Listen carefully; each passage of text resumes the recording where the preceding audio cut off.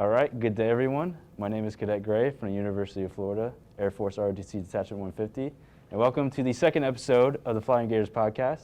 With me here today is the Honorable Captain Dotson. There it is. Thanks for having me. Sorry, right off the bat. Cadet Gray, I appreciate it. So, if you don't know who Captain Dotson is, could you just give a brief synopsis of who you are, what the Captain Dotson experience is like? The Captain Dotson experience. All right, so I was born at a very young age in Birmingham, Alabama. I went to Auburn University, Detachment 005, so I'm an ROTC alumni myself. Boo. Yep, War Eagle. After that, I was stationed my first assignment at Eglin Air Force Base, Florida. I worked for the Air Force Research Labs.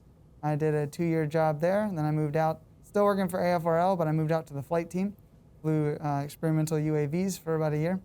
After that, I was sent to Wright-Patterson Air Force Base, Ohio, did 2 years of intel work. I was a deputy flight commander up there in the Aircraft Analysis Squadron.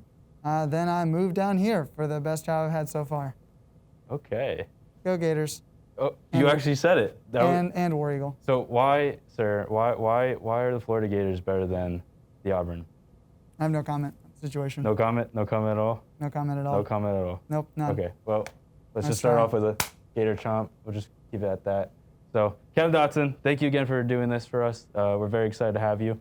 I know you have tons of experience and knowledge from your time here in the Air Force, and some funny stories, quite some funny stories, right? So, one of the first things I wanted to get into is, who were you when you first entered the Air Force? In terms of, right at the get-go, once you commissioned, you were Second Lieutenant Captain, I said Captain Dotson, but Second Lieutenant Dotson. Second Lieutenant Michael Dotson was a brand new engineer and a pilot on the side. So my ego was huge, hasn't died down too much, but I had to learn to control that a little bit through my time. Okay. As a cadet, I did struggle a little bit with the shut up and color type of scenario. I quickly learned on active duty that the reason that we put you through drills and things like that is not to just be right or go through a power trip. It's so that you learn how to take things that you might not like, but still execute that mission. And you don't like what your boss said, but you still got to go do what they want you to do. That was an area of weakness that I had. I was a little bit into the whole, like, oh, I'm a lieutenant, I'm really excited, like, I know all the answers. You quickly realize you don't know all the answers, and you don't have to know all the answers. So being a sponge how'd you was get hard. to the point where you were able to learn that about yourself and kind of overcome it? Like, understand that this is a trait that I have, and it's not necessarily the best trait, and I need to change it. Good wingmen along the way Okay. that kick you into shape.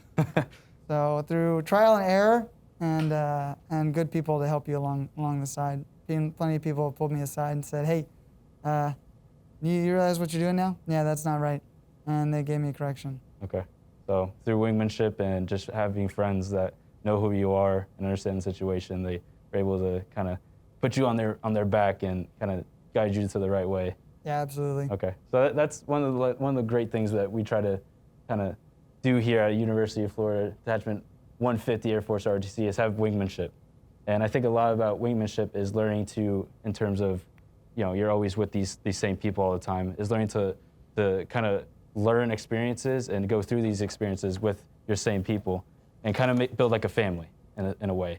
Because absolutely. I know we talked about this briefly before, but how important is the idea of having the people that you work around be a family in your unit? Oh, I can't express that enough. When you go on active duty, I think one of the biggest pieces of advice I can give to you guys going on is you're going to feel a little bit lonely. It's a big shift for everyone, regardless of who you are. You've gone through 4, maybe 5 years, maybe longer even, at the University of Florida. You've made friends, and then you've moved away from all of those friends. Not only moved away from them, but they moved possibly to the other side of the world. It's the profession that we've gone into. So you go somewhere, brand new job, brand new set of people around you, brand new friends. If you don't make those connections quickly, you can easily get lost in your own mindset, start that negative thinking, and spiral yourself down. Okay. So everyone goes through it. Everyone feels a little bit overwhelmed and a little bit lonely when they first go on. So having that family around you, Squadron has been the best. Squadron has been the best place I've seen for people to come together and really rally behind folks. Yeah, that's what kept me going. I'm also an extreme extrovert, though. The lowest I've ever gotten on that Myers-Briggs is 88% extroverted. So I love people. I would never have guessed, sir. Shocking. So speaking of family, we all have families. We all have experiences of families, and a lot of the times it's funny.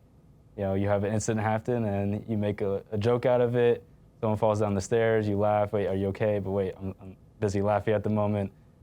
Someone drops the cake at a birthday party for their little sister, little brother. We all have those experiences.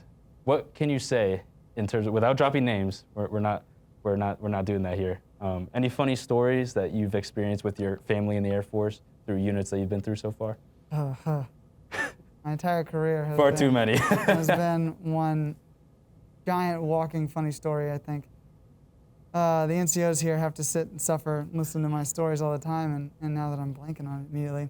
So one thing my last unit did, so my call sign is Moonpie, which I'm sure we'll get around to later. I don't know if you can see it on the camera, but yeah, he's so wearing a mug that on has... my mug. They actually put Captain Moonpie on here. It makes Okay. me look like a breakfast cereal.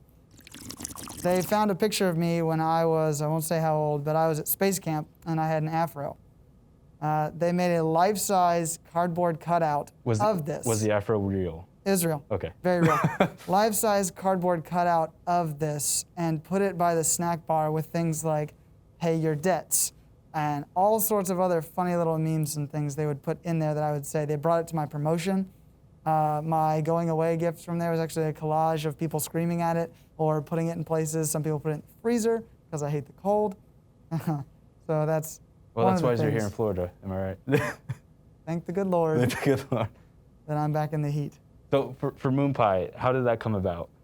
Typically, you don't tell call sign stories unless you're sharing a beverage of some kind, but since that's illegal for me with you, Can we get a little taste, we'll give a little hint? a little bit of the backstory. Cool. Essentially, being a Southerner up in Ohio, they made me Snacko right away, the snack officer. Snacko. So my way to spite them for doing that was replacing most of the food they had with Southern things, like moon pies, boiled peanuts, sweet tea.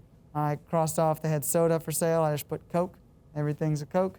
Made changes like that, which made some Instead people... of like pop.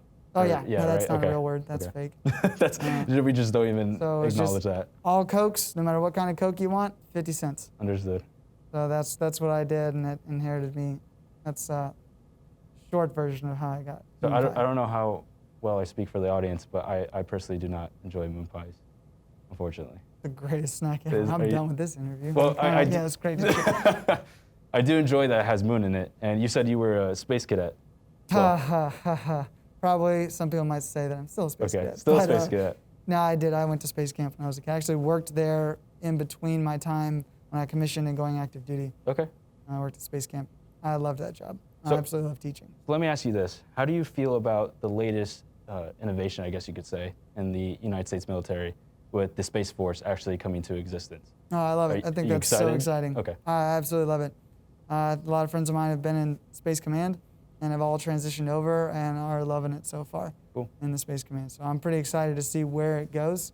We broke away from the Army, and then Space Force is kind of not breaking away from us, but making its own way. I think that's awesome. It's so Sure. exciting. Growing up, the space operations sector. It's gonna be awesome. It's gonna be awesome. I don't know if you can answer this, but in future, after your next couple, tasks, I'm not sure if you're interested in maybe going into the Space Force or Likely not. open to that opportunity. No. It's a cool route, but we'll see. Life has presented me with a hand that I was not expecting to be dealt. So there's a few options ahead of me. I'm still weighing my decisions. So we spoke about this, but I'm sure not a lot of people know. You have a great interest in doing one of the greatest jobs that Earth has to offer, and that is teaching the youth of our generations. And one, I want to applaud you for that, especially in Florida. It's not the greatest place to do that type of job, but it is really an honorable job. So would you like to speak on that? Thank you. You can keep applauding me all you want. We might add some fake applause if we got the time for that. You're too kind. Too kind. No, I love teaching. It's always kind of been a passion of mine that I never really realized. My fiance has been one of the people that helped point out that that's really the direction that's the gifts that I've gotten. I should go with my life. Like I said, I worked at space camp just before going active. That was an incredible job. I worked with middle school students there. So middle school, that would be, 12-year-olds, 13-year-olds? Somewhere around there. Okay. And then I also worked with high school students as well. And throughout my career, I've been really fortunate to take time, go work with the youth centers on base and local schools in the area. Got to coordinate a field trip one time. Okay. Never thought I'd be coordinating a field trip for a fifth grade class. I've always enjoyed the science, math, outreach that the Air Force lets me do. So these fifth graders were able to run around the base, the laboratory? We brought stuff to them. We Okay, had some okay. drones and Understood. things. That would be a simulator. funny scene. You just walk on a base, you're just doing your 9 to 5 or whatever you're doing, and then all of a sudden a little fifth grader comes running around. I did teach at the on-base science center, and the IT guy, one of the IT guys I worked with, my first job, I'm sure he just loved me. I taught what I called at-home science, and it was experiments you could do with things you could find around the house, the kitchen. You ever heard of something called oobleck? It's a non-Newtonian fluid. It's that cornstarch and water that gets really hard when you squeeze it, and then it'll just melt away if you don't put any pressure on it. Okay. So it turns sort of back into a liquid, sort of a solid when you put pressure. Actually, asphalt is made out of that very same, it's that same consistency, actually. So what I'm getting at here is you would like to maybe dwindle into the science realm when you're a teacher? Cool. Yes, but I taught that on base, and I let the students add food coloring to it, and they put it in a bag and took it home, and one of the guys that I worked with, his daughter was in the class. Apparently it exploded all over his car on the way home, so that IT guy was not super thrilled with me, but hey, at-home science. Listen, life happens, mistakes happen, it is what it is. Speaking of mistakes, actually, I really wanted to ask you this because I feel like what a great would be segue. a great source Speaking for of this. mistakes. We all do them. We all go through mistakes in life. It's just how life goes. What advice would you have for just people going to not even the Air Force, just going from college into their adult life, their adult job? That transition period, there's a lot of room for error and a lot of chances to make mistakes, and we're all going to make them. What advice would you have for overcoming those mistakes or taking them at face value and learning to overcome them and just get past them? Because that's probably one of the hardest things. You make a mistake and you dwell on it too long. A few things I would say. First one is don't take yourself too seriously. You're a human being. You're not perfect. You're going to make mistakes. Everyone expects you to make mistakes. In your early 20s, that's just how it is. You're learning how to be a real adult. College, maybe if you went to college, sure, you've got a little bit of that adulting in you, but this is for real. You're really trying to make your way in the world. You don't know how to do it. That's totally fine. With that, though, you've got to learn to find someone, some kind of mentor. If you're in the Air Force, some senior NCO that will tell it to you straight. You can go to ask advice. There's a senior master sergeant that I worked with that when I was in my intel job, I can't thank enough for all the lessons he taught me about really what it takes to step into a deputy flight commander role or some kind of role where you lead other people. He set me straight on a lot of things. And the third one is find that friend that'll tell it to you straight. Someone that'll really give you that honest, hey man, you sucked at that. Constructive or hey, feedback. you gotta get better. That's not just gonna beat around the bush or give you the answer you want to hear. They're gonna tell it to you straight, but still be a friend. It goes back to have your family, have your unit be your family to lean on when times get rough. Absolutely. Surround yourself with good people and don't take yourself too seriously. Did you have a specific mentor that you absolutely adored or loved? You don't have to drop names, but just how did they help you in terms of not just developing as an Air Force officer, but developing as yourself, Michael Dotson? Going back, actually, my high school band director taught me more about life and more about my own attitude and things than I think anyone so far has. He was a great man.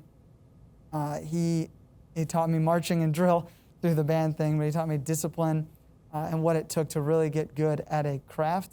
And then on the side, he was just an excellent mentor outside of class, asking me, always followed up. Every year on my birthday, even up until when he passed away, he would send me one. And I've been out of high school for 10 years now. He would still send it to me anytime I was back in town. He'd be like, hey man, how you doing? Oh, what's going on? You still doing all right? All the time. That's cool. That's Continually followed up, continually invested and poured into others around him.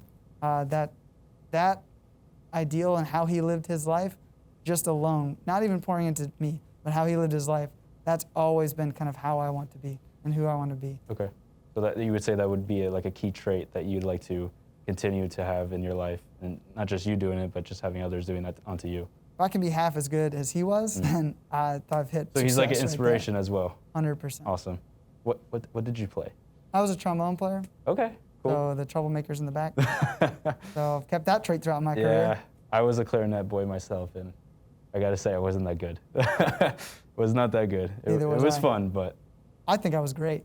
But Well, I also think I'm a great singer when no one's with me in the car and the radio's blasting. or the shower. Yes. So actually, it's funny you bring that up. One of the questions from our cadets is, what song do you like to listen to when you're stressed out, or if you'd rather not answer that question, when you're working out?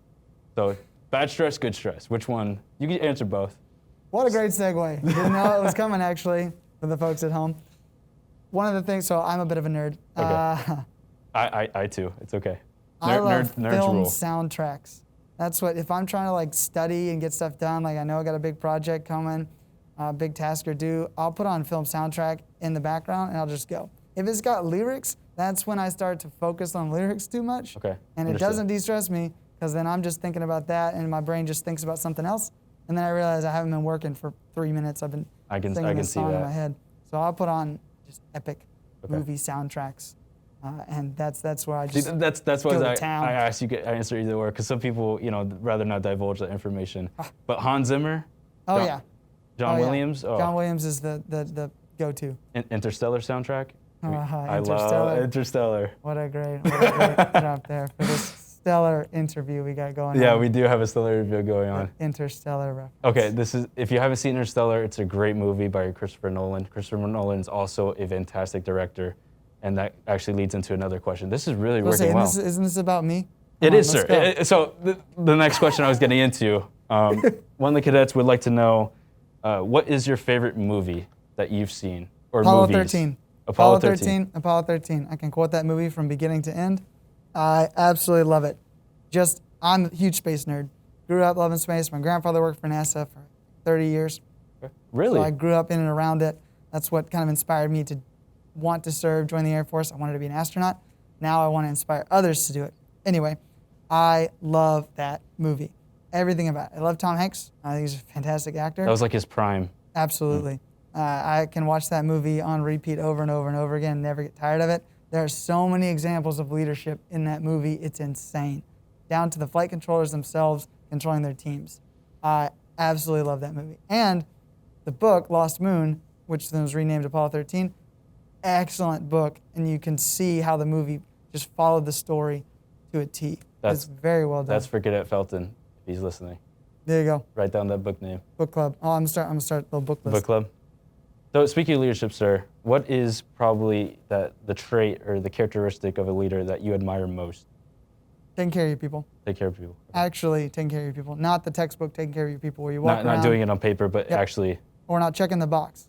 That you can actually remember someone's name, someone's spouse, someone's pets.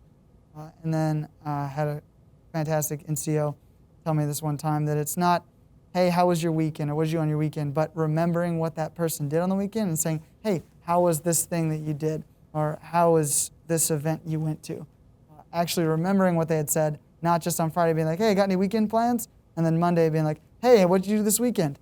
No, but remembering through that, showing actual interest in investing in people. Make it personal. That is my climate of leadership, is just that people-oriented. As an extrovert, that's where I naturally fall. So people that take care of me, I will want to work for them more than people that just want to take care of the mission and not take care of the people at all. There's a balance that you got to find. Everyone falls somewhere on the spectrum. I'm a little more people-oriented than most. Which is nothing wrong with that. Nothing wrong with that at all. I mean, the core of the Air Force is what? It's the people. The people. For the people, by the people. America. All right, sir. I know that we have a specific topic that I wanted to talk about. I recall, I don't know how much time we have for this, but you brought up you had a confrontation with a gunnery sergeant. And look at that. Look at the time. Gotta go. Yes, I did.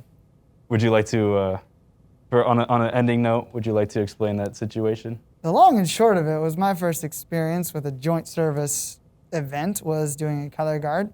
I'm clearly not the tallest person at this detachment. I fall way on the short side. They don't make uniforms in my sizes readily available. So I show up for the color guard, and most people are around 6 feet tall and I'm 5'4", so I make no sense and I'm very short. And the gunnery sergeant was not pleased about that, and then I made the mistake of calling him sir, and that was it. Off to the races. I got an earful and a half until our 06 had to come down and be like, let's chill. How much yelling was there? On a I- scale of 1 to 10? 100. Ooh, just right there. It's a lot brighter than these lights. Brighter that than these lights. we got going on Yeah, here. the camera Great doesn't job. see it, but we're Great kind of job, blind. camera guy. Yeah, shout out to the camera guy. We'll keep it at that for now. The folks at home. The folks the at camera home. guy. Cameraman. You're the real heroes. All right, sir. Well, I believe that's all the time we have for today. Again, thank you so much for coming on for the Flying Gators I'm podcast. I hope Happy you to do enjoyed it. Thank you so much for having me. I really appreciate it. And for the viewers at home or listening abroad, Captain Dotson will hopefully be a recurring guest. We have a little bit more time with you than the cadre members we have currently. So look forward for those episodes in the coming future. And again, thank you so much. Have a great day. And I'd like to end it off with, if you care to say some motivational type of quote, if you have one on the top of your head. Oh, yeah, absolutely. Oh. Awesome. Do good things and enjoy the rest of your day.